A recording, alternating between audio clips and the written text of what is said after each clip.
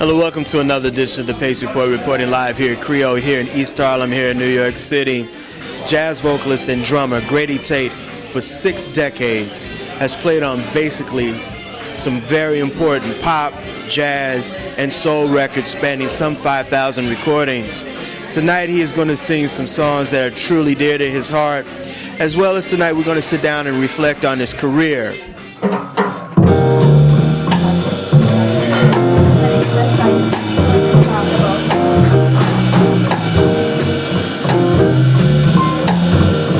Well, that bubbles like for a moondance, with a star in your eyes.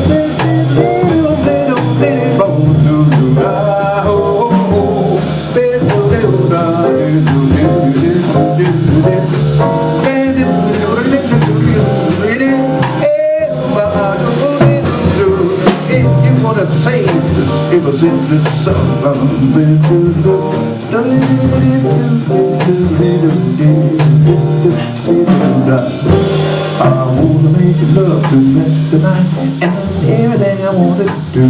I don't care what the day I don't like. I'm gonna die with my head through. Hey, Tell everybody where you've been hiding. I haven't been hiding anywhere. I've been having fun. I've been working, running around, studying. Have a beautiful wife and home, so it doesn't bother me. I just enjoy what comes by, and fortunately, the things that do come by are very, very nice and loving. So, it's a wonderful time for me. Grady, you have been blessed 5 times over with a wonderful, wonderful career. You were a dynamic drummer, and now you're a vocalist. What are some of the things that you, looking back now, almost 80 years, that you really, really, really feel real happy about, that you've contributed to just music and also the world? Well, I'm alive, and relatively, I'm good. You know, I don't have to run when somebody says, "Watch the car." I can run by the car and possibly keep from killing myself.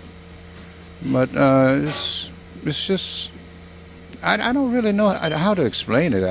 I've lived a nice long life, and I've seen most of the people who are doing what we do: sing, play, and dance, and smile, and I've done that, and I'm still doing that, and I feel very, very strong, and I'm hoping that I have a little while longer.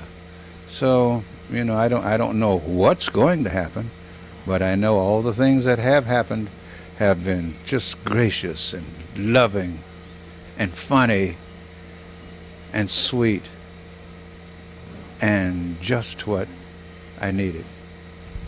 Grady, everyone knows you from your drumming, but you have a tremendous voice, and over the last couple of decades you have really put emphasis on the vocal. Why have you decided now to continue the legacy of those great vocalists? Well, I'm not sure. I just thought that something had built up in my body, and I play a lot and I sing a lot, and I sing a lot to other people when they're in my house or I'm in the car, and we put it on and we hear something and it's good. And because I'm old and I've done so many things, it means that I'm supposed to stop, and it doesn't stop me. I go until I feel something that is not nice, or something that I don't need. So it keeps me going all the time. I talk to people, and I love people, and I love working, and I just love so many things. And there's so many things that I don't hate, that sometimes I wish I could, but I'd rather not. I'd rather go out of here without having done that.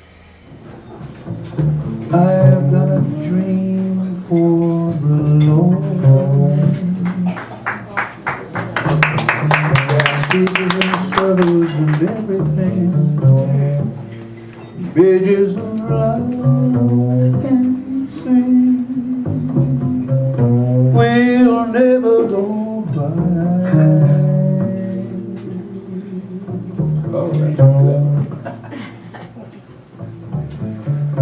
Grace to Creole phone no fuck the leader carriera water see the Buddha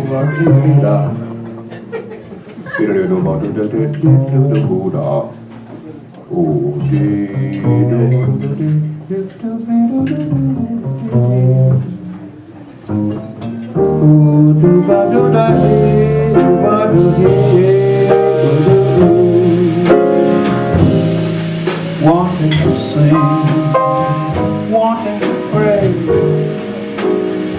wanting to spend all my life every day to God and everything that only lets me go away.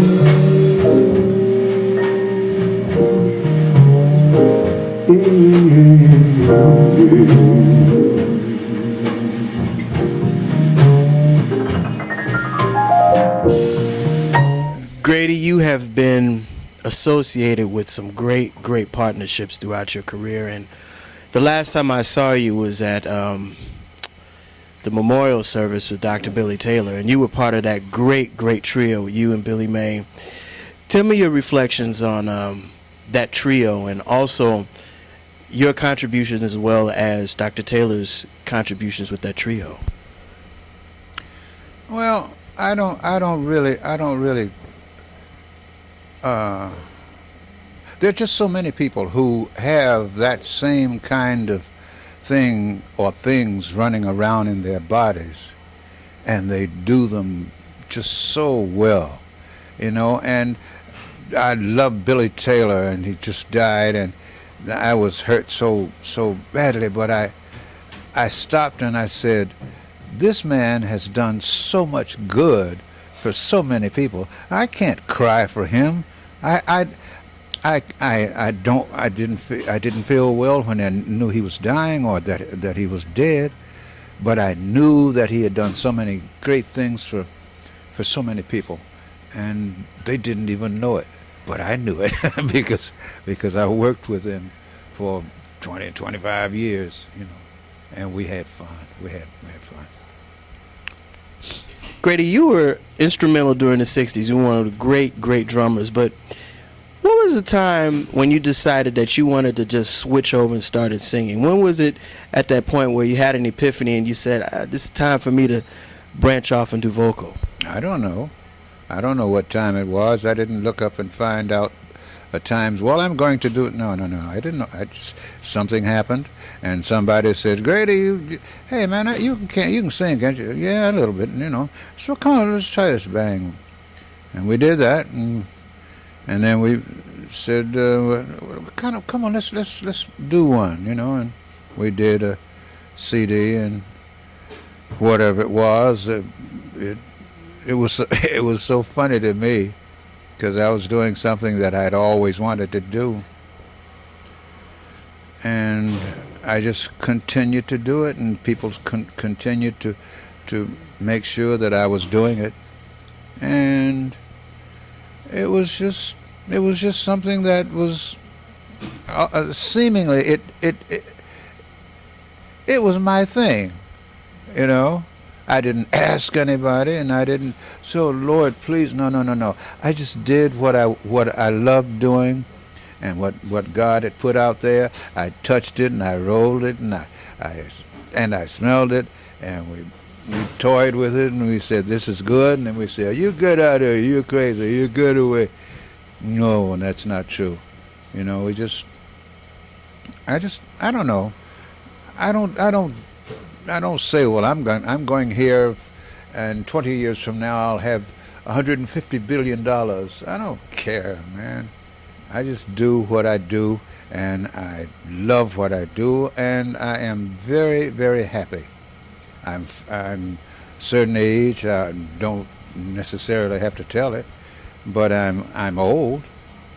But I feel like young people, and sometimes I play like young people, and I feel good. My body feels good. I just, everything's pretty cool.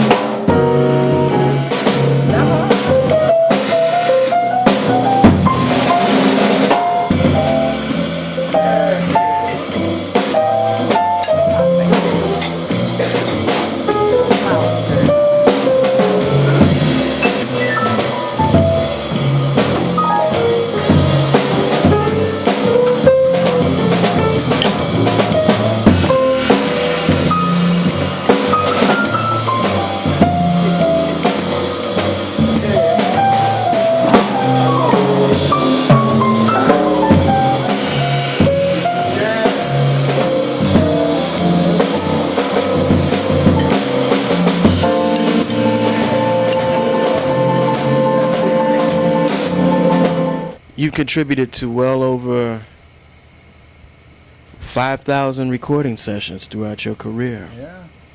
That had to be grueling. You went from one session to the next session, maybe 5 to 8 takes, 10 takes a day. How was that? You know how it was. You know, when a person is doing that thing, they go from one date to the next date to the next date in the same day. You know that. And that's what I did. It wasn't anything so unusual to me at that time. I didn't know what it was, and I went in and I did what was necessary, what they wanted, what I could do. So I just, as I said before, I played and I enjoyed and I laughed and I played some more. So everything just it has been just so sweet and so lovely and so God-given, you know. That'll do it again for another edition of the Pace Report, reporting live here at Creole here in Harlem. I'd like to personally thank Grady Tate for his time, as well as the staff and management here at Creole. As always, please visit my website, www.thepacereport.com, for my weekly column as well as my past segments. Until next time, remember, if it's in the groove, it'll make you move. Until next time, peace.